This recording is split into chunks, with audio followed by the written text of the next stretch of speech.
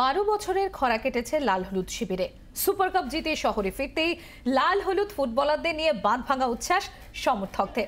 আর এমন আবহে জি 24 ঘন্টার মুখোমুখি লাল হলুদ কোচ কার্লোস কোয়াদ্রো জানালেন, কোচ হবার পর কাজটা সহজ ছিল না, কিন্তু ইস্ট বেঙ্গল ক্লাবের সমর্থকদের আবেগে আর খেলোয়াড়দের সাফল্যের খিদেই এনেছে এই super cup.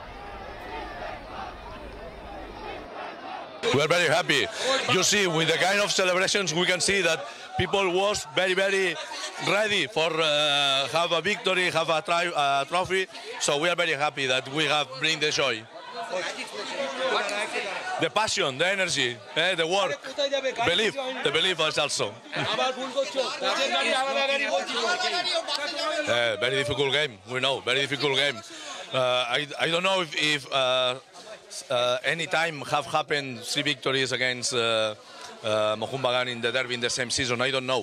So we know that it's going to be very difficult. We will try to do our best. Jai Bengal, Jai Bengal. ময়দানের রং এখন লাল হলুদ। যে যন্ত্রণা ক্লিষ্ট মুখগুলো বিগত কয়েক মরশুম ধরে তারা চোখের জল ফেলতো, এখন তাদের মুখে একদম ঝলমলে হাসি। আর ইস্টবেঙ্গল কোচ বলছেন, এই প্যাশনটাই তাদের সাফল্যের অন্যতম সমীকরণ। ইস্টবেঙ্গল মাঠ থেকে ক্যামেরায় জয়ন্তর সঙ্গে দেবাঞ্জন, জি 24 ঘন্টা। বাংলার আওয়াজ, বাঙালির আবেগ, জি 24 ঘন্টা।